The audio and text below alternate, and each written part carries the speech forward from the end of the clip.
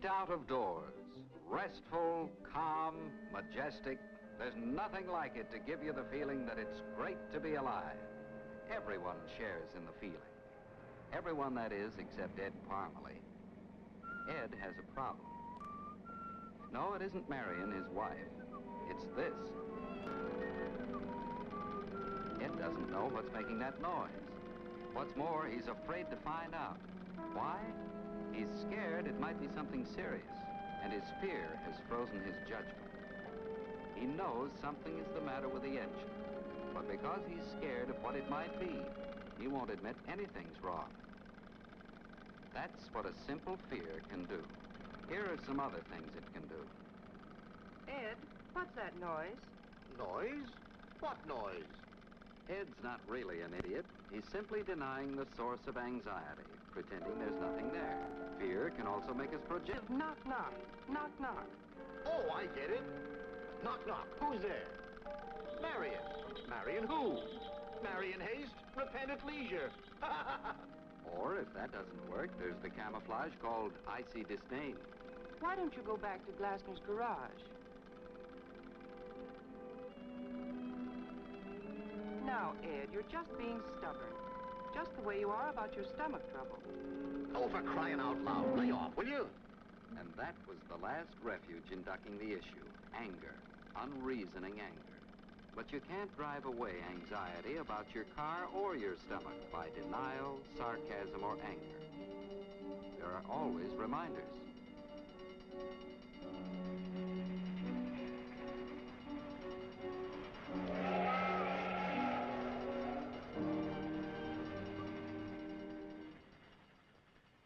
Forget it. And there comes a time when it's impossible to ignore the trouble any longer.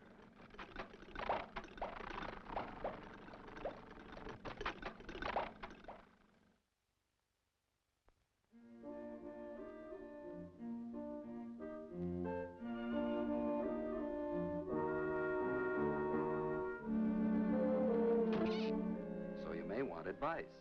It's easy to get. Looks bad. Once they start to go, it's curtains. Valve lock. Grind a camshaft. Nah, report a widget fittings. My brother-in-law had the same trouble. Bluey. Ed is now more confused and worried than he was before. But what's this? Save expensive repair bills. Recondition your own motor. Results guaranteed. Well, there are the results. And they're guaranteed. Now, will you take it to Glasner's, Ed? Well... I'll tell you what I'd do, Mac. A place down the road a ways, a fellow named Clyde. Got a special system for taking a motor down. Save you some dough.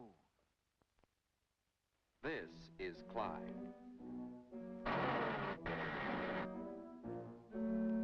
Got a special system for taking a motor apart.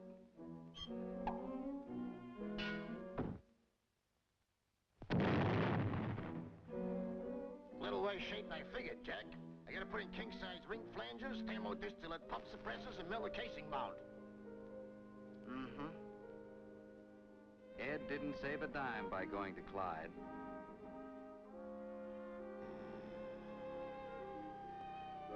Too bad, Mr. Parmalee. Wish you'd brought it in when the trouble first started. Now... Well, here's the tariff. We replace it. What's the matter, Mr. Parmalee? Something bothering you? Yes, something's bothering Ed. His stomach. As Marion said, it's been on the blink for a couple of weeks now. Again, Ed's worried and scared. Worried that his indigestion might be something serious, and scared to face the problem. So, when the subject comes up... Why do you take that stuff all the time, Ed? He uses the same bag of tricks. Denial. What do you mean? I don't take it all the time. Laughing it off. I don't think it does you any good. Well, well, the Florence Nightingale of Blake Street. We were talking about your stomach. Icy disdain.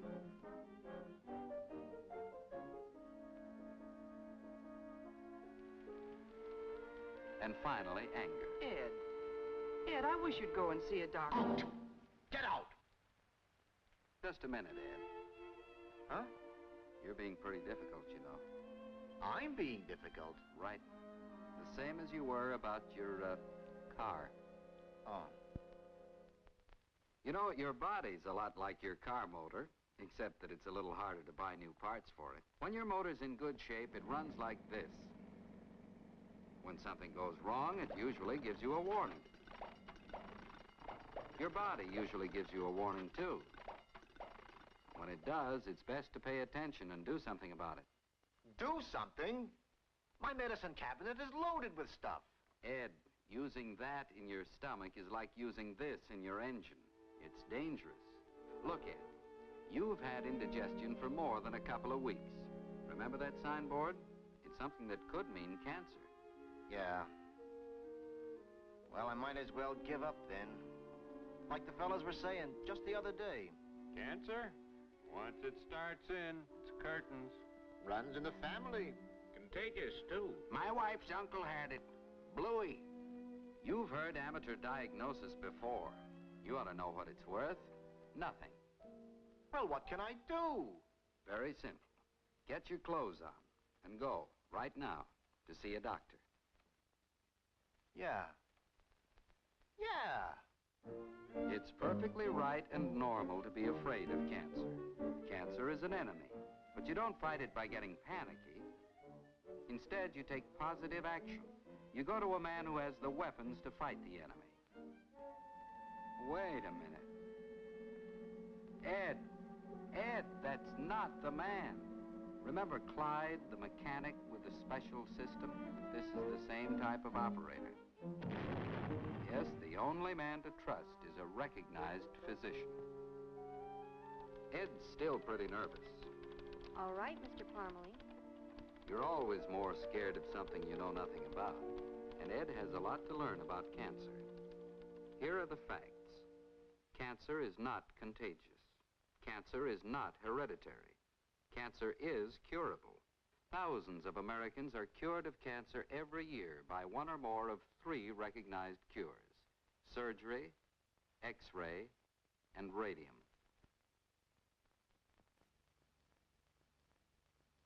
You see, a cancer is a group of cells within your body whose growth is uncontrolled and very rapid.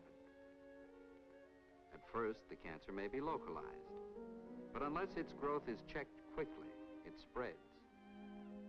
It may spread this way by direct extension, or, which is even more dangerous, it may spread like this, with cells leaving the main part of the cancer and entering the bloodstream to lodge and grow in other parts of the body. This is called metastasis. It can happen to a cancer at any time. When it does, the problems of locating and attacking the cancer are greatly increased.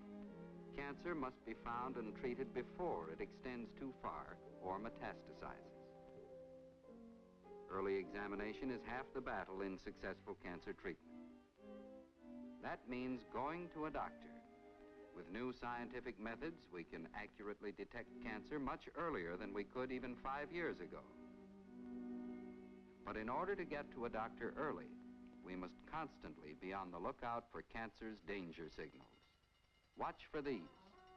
Any sore that does not heal, a lump or thickening in the breast or elsewhere, unusual bleeding or discharge, any change in a wart or mole, persistent indigestion or difficulty in swallowing, persistent hoarseness or cough, any change in normal bowel habits. Thousands of people are enjoying life today because they went to their doctors early. But the fact is that twice as many people could be cured of cancer every year if we would all do these things. Watch for the danger signals. Ignore rumor mongers. Keep away from quacks. Put no trust in so-called home remedies for cancer. Go to the doctor regularly for checkups and go immediately when a symptom shows up that might. But here's Ed again a few days later, waiting for the results of his examination. All right, Mr. Parmalee. Well, Ed, here are the answers you've been waiting for. Ed realizes now how valuable was the time he wasted in denial, sarcasm, and anger. And worry.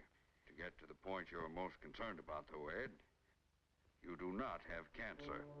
I don't... Oh, what a knucklehead I've been. Oh, why didn't I get down here weeks ago? Oh, boy, no more worrying.